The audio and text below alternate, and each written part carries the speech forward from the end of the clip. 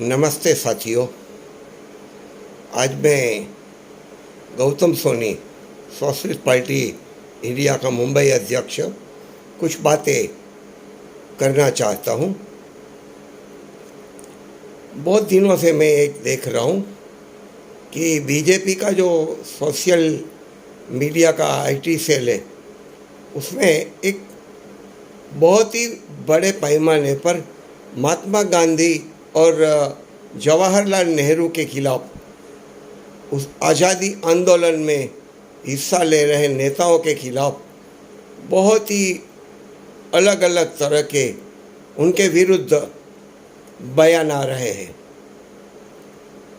उसमें एक सबसे बड़ा उनका कहना यह होता है, मुद्दा यह होता है कि महात्मा गांधी ने देश के विभाजन का विरोध नहीं किया। अगर महात्मा गांधी ने विभाजन नहीं किया होता, विभाजन के खिलाफ लड़े होते, तो गोडसे ने उनका खून नहीं किया होता।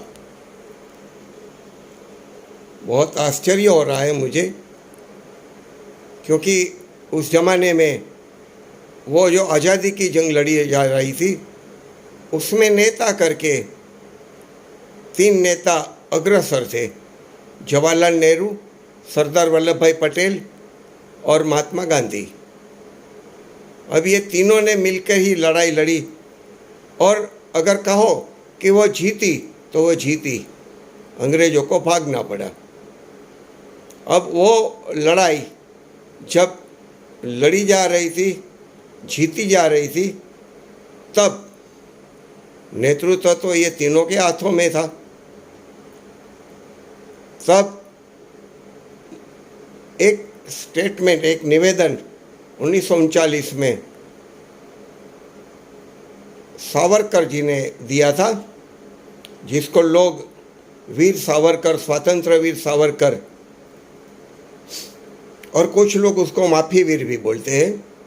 लेकिन वो सावरकर जी ने 1948-39 में एक किताब लिखी और उसमें कहा कि अगर देश आज़ाद होता है तो उस आज़ाद हिंदुस्तान में मुसलमानों का कोई स्थान नहीं रहेगा। हम हमारे देश में मुसलमानों को नहीं चाहेंगे। उस समय मुसलमानों की बात लेके, मुसलमानों का नेतृत्व करके मोहम्मद अली जिन्ना लड़ रहे थे, और उनका मांग था मुसलमानों को एक अलग मतदार संघ दिया जाए, जहां मुसलमान मेजॉरिटी में होंगे वहां मुसलमान राज करेंगे, जहां हिंदू मेजॉरिटी में होंगे वहां हिंदू राज करेंगे। और उस तरह से वो बात चल रही थी अंग्रेज़ों के साथ में। लेकिन अचानक ही सावरकर जी की ये किताब आई कि हम हिंदुस्तान में, आज़ाद हिंदुस्तान में मुसलमानों को नहीं रखेंगे। तो फिर मोहम्मद अली जिन्ना ने अपना रुख बदल दिया और उसने कहा कि अगर स्वतंत्र हिंदुस्तान में, आज़ाद हिंदुस्तान में मुसलमान को नहीं रखना चाहते हो तो हमें हमारा एक अलग देश दे दो, हमें पाकिस्तान दे दो। वो पाकिस्तान की मांग तब से शुरू हो गई। अगर स्वतंत्र वीर सावरकर यह मांग नहीं करते, यह बात नहीं करते, तो मोहम्मद अली जिन्ना को वो मौका नहीं मिलता। ठीक है, सावरकर जी ने मौका दिया, उन्होंने चौका दिया, और यह सब बातों में ही एक बात ये चली, कब हिंदुस्तान का क्या किया जाए, हिंदुस्तान के टुकड़े किए जाए या न किए जाए।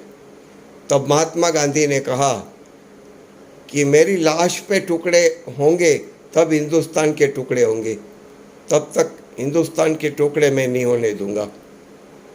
लेकिन माहौल ऐसा बनाया गया, ऐसा बन गया कि आखिर में सब लोगों को हिंदुस्तान के विभाजन को मान्यता देनी पड़ी, दे दी।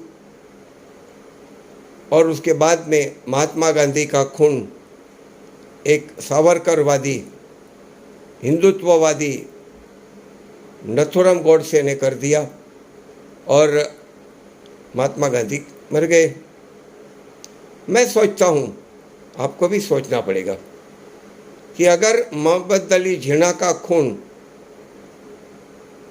गोडसे ने कर दिया होता, उसकी पिस्तौल अगर मोहम्मद अली जिन्ना के छाती में, मस्तिष्क में, पेट में लग जाती और जिन्ना मर जाता, तो मुसलमानों की बात रखने वाला दूसरा कोई नेता उस समय मुसलमानों के बीच में नहीं था। महात्मा गांधी के पीछे तो महात्मा गांधी नहीं होते तो भी जवाहरलाल नेहरू और सरदार पटेल या ऐसे बहुत बड़े नेता ने थे जो गांधी की जगह ले लेते, और ले ली उन्होंने। लेकिन जिन्ना का कोई वारिस नहीं था। जिन्ना कद्दावर नेता थे, लेकिन उनका आगे का काम संभालने वाला कोई नहीं था। अगर गोडसे ने जिन्ना को गोली मार दी होती तो हो सकता था पाकिस्तान की रचना ही नहीं होती, पाकिस्तान बनता ही नहीं, देश का विभाजन ही नहीं होता। लेकिन ये खोटे लोग, झूठे लोग, ढोंगी लोग आज भी उस विभाजन की पीड़ा को विभीषिका के रूप में हमारे सामने पेश करते हैं। लेकिन ये विभीषिका की शुरुआत उनके ही एक आदर्श, जहाँ से उन्होंने प्रेरणा ली है, वो प्रेरणा मूर्ति सावरकर ने दी थी।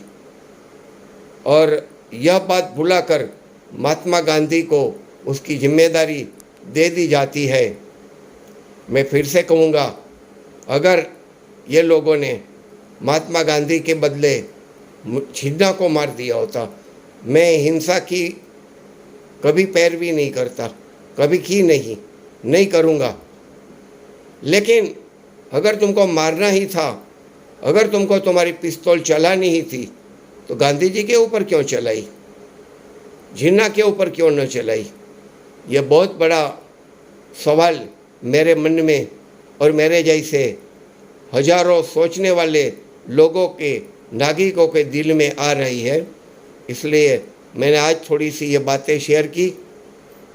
शायद अगर मोहम्मद अली जिन्ना को वो लोग मार देते थे तो देश का विभाजन रुक जाता था और देश में हिंदू मुसलमान मिलजुल के रह जाते थे और देश अखंड भारत, अखंड हिंदुस्तान बनकर रह जाता था।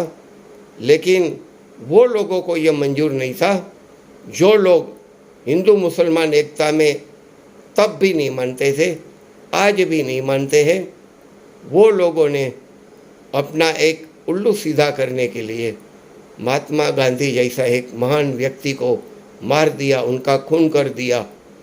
और वो खूनी के वारिस आज भी यह कह रहे हैं कि विभीषिका, विभीषिका, विभीषिका। ये विभीषिका तुम्हारे पाप कर्मों की वजह से है, तुम्हारे दुष्ट कर्मों की, दुष्ट विचारों, दुष्ट कामों की वजह से है। और ऐसे लोग जो यह सोचते हैं, धर्म के नाम पे, जाति के नाम पे देश का, समाज का विभाजन करते हैं, टुकड़े टुकड़े करते हैं समाज को, ऐसे ही टुकड़े टुकड़े गैंग के लोग के कारण ही यह देश आज भी उस विभीषिका की पीड़ा भोग रहा है। आगे नहीं भोगना है तो ऐसे लोगों को झकारा देना पड़ेगा, नकारना पड़ेगा और देश को सुजलाम सुफलाम करने के लिए, अमन पसंद, शांति प्रिय बनाने के लिए, शांति रखने के लिए, देश का अफगानिस्तान न बने, देश का पाकिस्तान न बने, उसके लिए हमें सबको मिल के सेक्युलरिज्म, सोशलिज्म के ऊपर काम करना है और देश को सुजलाम सुफलाम और दुनिया को शांति का संदेश देना है। जय हिंद, वंदे मातरम, भारत माता की जय, जिंदाबाद।